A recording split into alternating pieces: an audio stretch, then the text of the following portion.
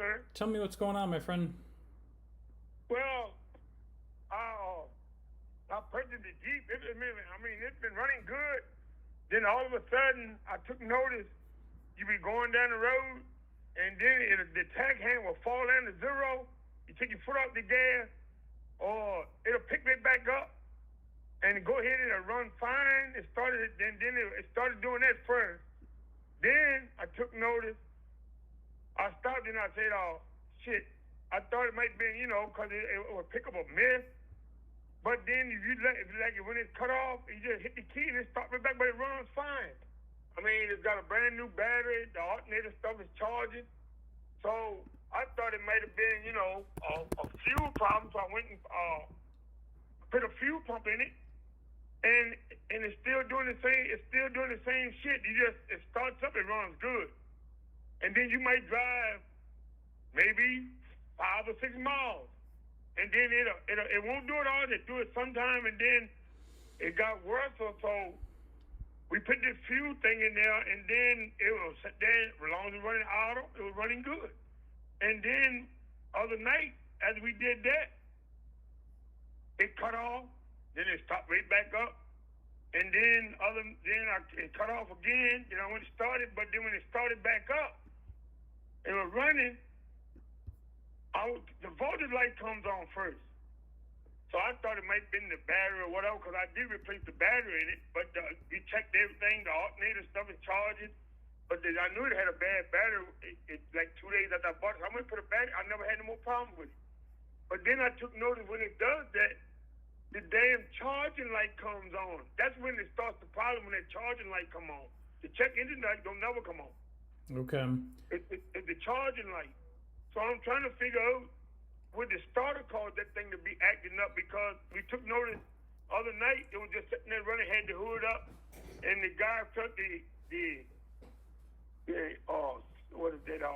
computer module. Yeah. What is it called? ECM. Well, that thing was hot. That thing was getting hot. It's so hot you couldn't even touch it.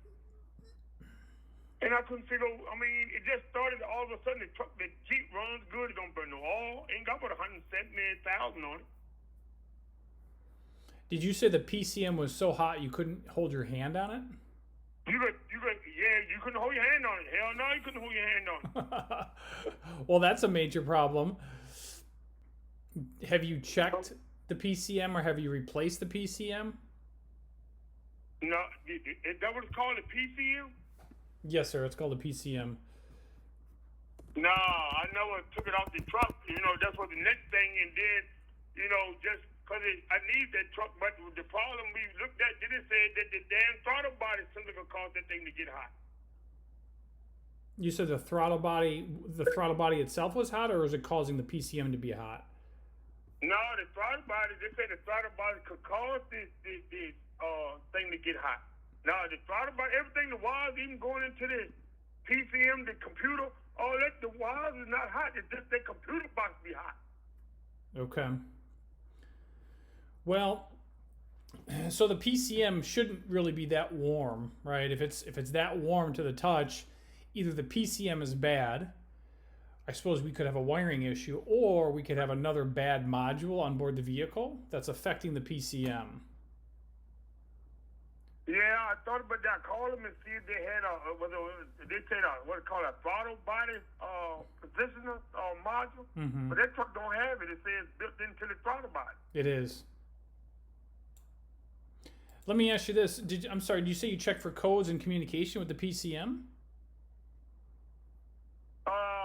No, we didn't. It didn't show. It didn't show. We didn't check for the code. It didn't show no code. Well, it showed one code. It said it was the fuel cap. It was showing the fuel thing, but I bought a new fuel cap put on there. But like the guy that's got it, he's a mechanic. He's a mechanic too, so he got a computer. But we don't know what's causing that thing to do that, because, like I said, I'm just calling you because I need some help with this damn thing. I'm tired of it. Now I got to sit there at the shop, and I don't want it sitting at the shop. I want to get it fixed.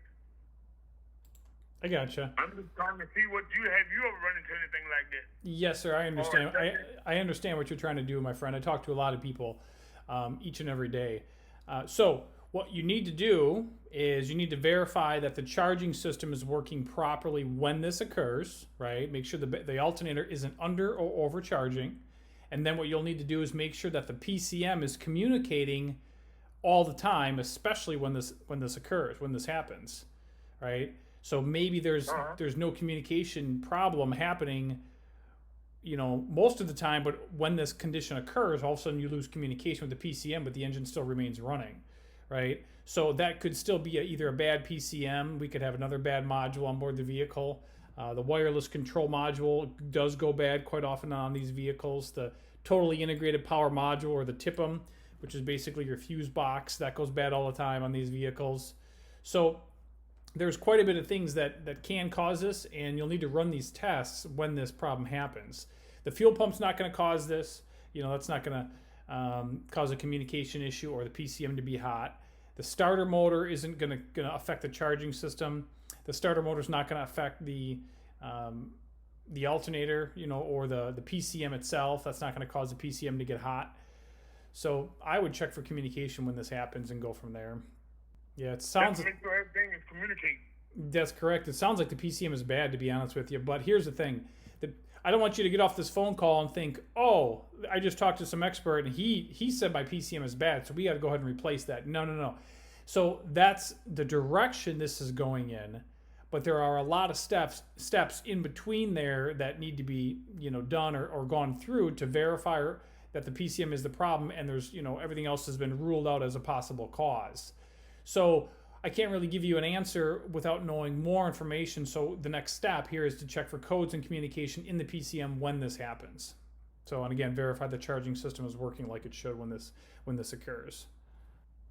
So if that thing doing had that problem, is hook the computer back to it and see what's going on.